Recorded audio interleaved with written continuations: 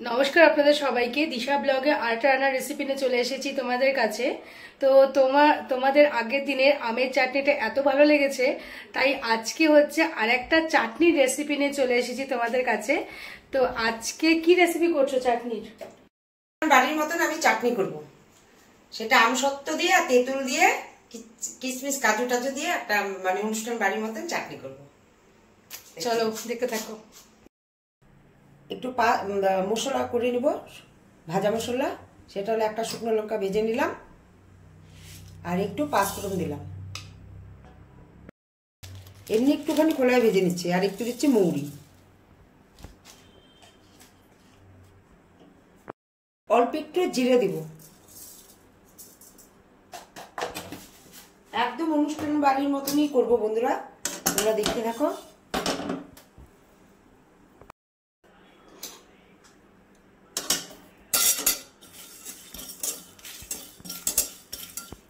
ভেজে নেব, ভাজা হয়ে গেলে দেখবো একটা সুন্দর গন্ধ বেরোবে। ভাজা হয়ে গেছে মশলাটা। একটু তেল দেব।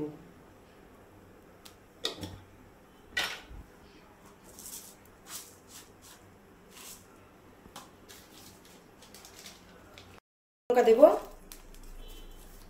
একটা তেজপাতা আর একটু পাঁচফোড়ন দিয়ে দিলাম। পাঁচফোড়ন আর মৌরি।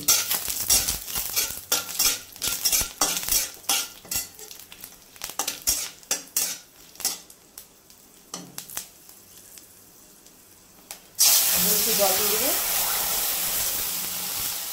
অল্প জল দিলাম 1 কাপের মতন, আর চিনি দিয়ে দিলাম 1 কাপ।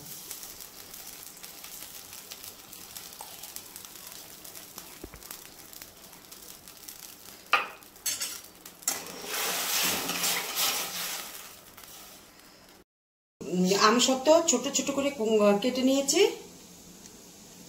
এই যে আমসত্ত্ব কেটে ধুয়ে নিয়েছি, একদম জলে ভিজিয়ে রেখেছিলাম। আর এই খেজুরগুলো বিচি ফেলে আমি খেজুরগুলো পিস পিস করে কেটে নিয়েছি। আর এই যে কিশমিশটাকেও জলে ভিজিয়ে রেখেছি, কাজুটাকেও জলে ভিজিয়ে রেখেছি, আর তেঁতুলটাকেও জলে ভিজিয়ে একটু চটকিয়ে রেখেছি। এখন আমি আমসত্ত্বটা ছেড়ে দেবো।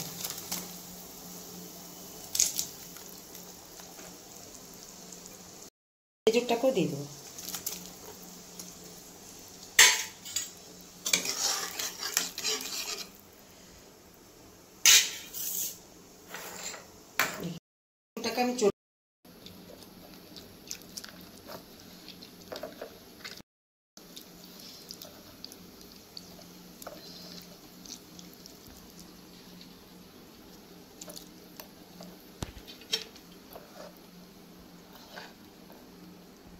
আমি দানা ছেড়ে রসটাই যে তেঁতুলের ইটা দিয়ে দিচ্ছি, রসটাকে দিয়ে দিচ্ছি।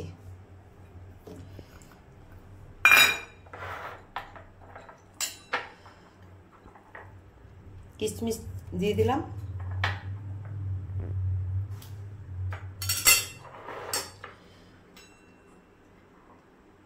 কাজুটা দিয়ে দিলাম। এখন আমি একটু ঢেকে দেব।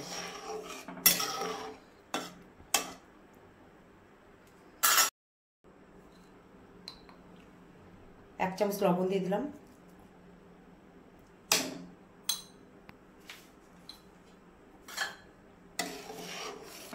এখন ঢেকে দেব।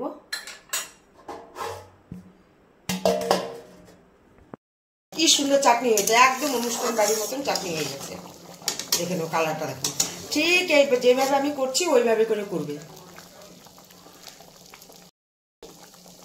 এখন আমি ভাজা মশলাটা দিয়ে দিব।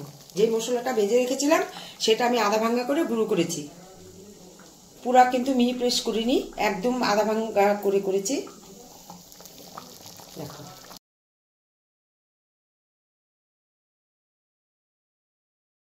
এখন মশলাটা দিয়ে দিলাম। এখন নামিয়ে নিব।